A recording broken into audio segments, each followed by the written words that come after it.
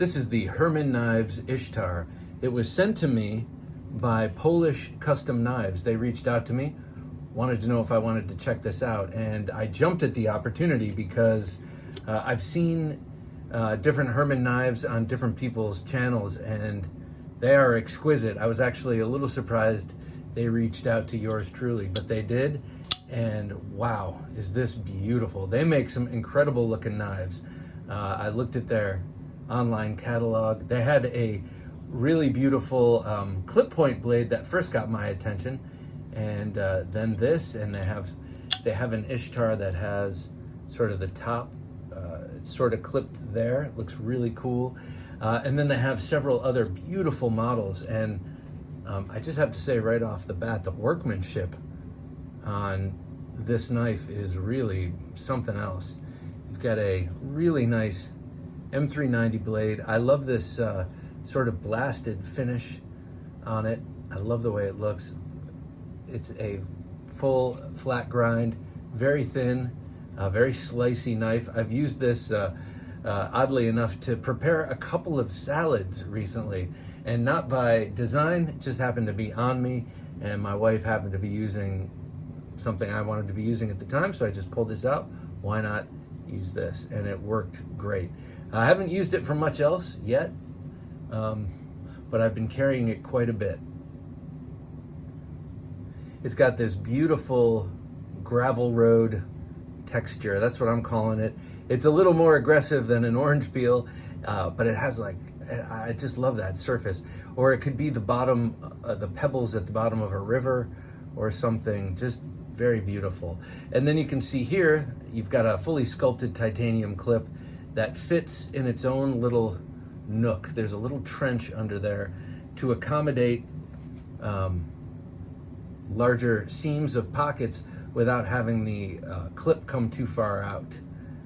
Very nice pointed back spacer. Also this really gorgeous green anodized titanium. I haven't even mentioned that. So this titanium is just beautifully anodized. That high voltage green color, I'm not sure what the technical color it is for it, but I know it takes a lot to get that green. I had the knife modders do a knife of mine in this sort of color, and I know it takes the longest, I guess. Yeah, I keep holding it like this. This is dying to be held in reverse grip. You've got a beautiful pommel here just to reach over and cap with the thumb. Very nice ergonomics. Of course, this is, if you were ever to use it like this in a fight or something, you would be a rich John Wick character. This is not for that.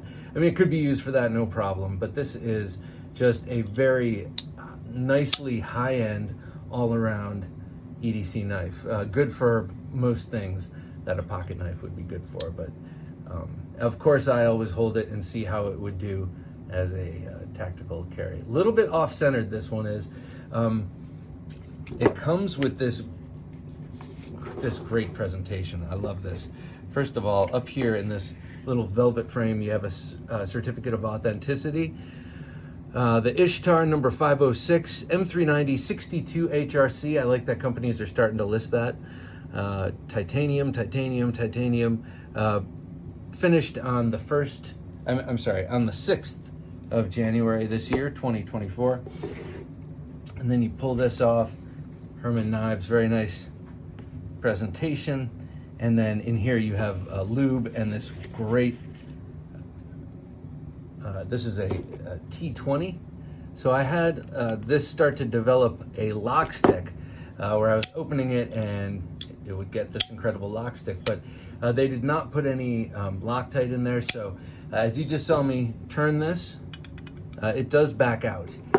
If I have to do it too many times, like this is the second or third time I've tuned it up like that, I might put a little bit of blue Loctite in there, just a little thread locker, just to stop me from having to do that.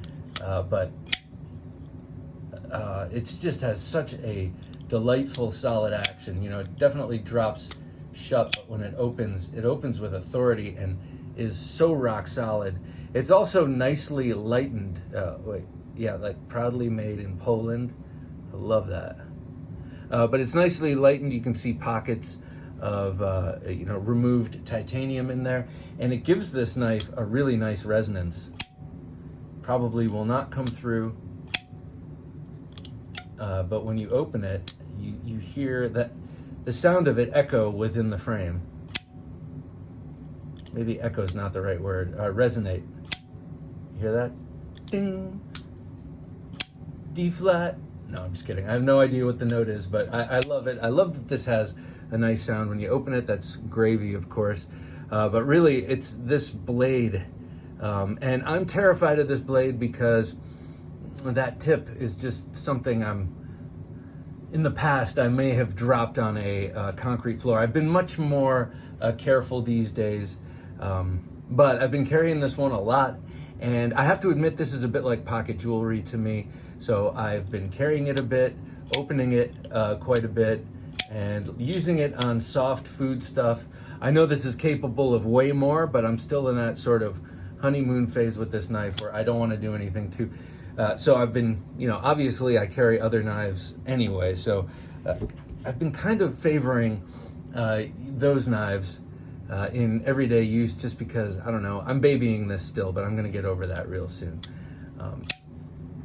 But that is a hang on. I want to make sure, I think it's 3.75. I believe I measured this at some point. Yep, 3.75 inches. So just a perfect blade size as far as I'm concerned. A great blade shape. I don't always go for the upswept, but lately I've gotten two, this one and the Banjara, designed by Dirk Pinkerton and created by Artisan. Two Persian blades that have really resonated with me. Probably the most since the Cold Steel Talwar years ago first came out. I think theoretically, I feel like when the point is up around the spine or above the spine, it's harder to access, but it's not. Maybe it is if you're doing a lot of pull, drag cutting, the kind of thing you're used to using a triangular or Wharncliffe knife with, a lot of tip action. Yeah, maybe that's more difficult to reach, but in terms of poking and knowing where your tip is for poking activities and that kind of thing, I think there's no problem with the upswept blade. You could even hold knives like this in this sort of Pikal reverse grip and it will be devastating. The point of contact will be at the point, but it will also be on the front point of the edge, and you'll be making big puncture with that. All right, so this Herman knife logo is nicely embossed in the blade, as is that M390. Oh, this is what I wanted to show. I love the back of this pivot, this sort of flower blossom. Instead of having a D-ring, or I'm sorry, a D-shaped pivot, which is great, very utilitarian, stops the pivot from spinning when you tighten down on it. This one, I love that it's, these, what is it, 1, 2, 3, 4, 8 pedals, 1, 2, 3, 4, 5, 6, 7 pedals, all kind of micro milled in there, stopping that from turning. A very classy and beautiful touch. Yeah, I'm a real big fan of this knife. I love it. Thank you so much to Polish Custom Knives for sending this to me. I feel like I want to show a size comparison just so you get the idea of the size of this knife. But I'll do it with something here. Let's see. Sebenza, I think, is in order, seeing as this is a class act. So a little bit larger than a Sebenza. If you can handle a Sebenza, you can handle this knife. In terms of carry, in terms of carry, this is lighter than the Sebenza. It's like wispy by comparison. Yeah, what a beautiful, beautiful knife.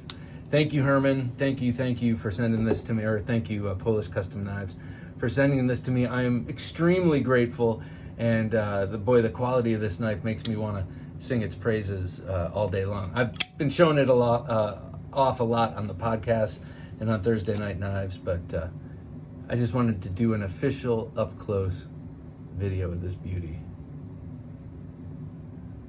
All right, thanks for watching.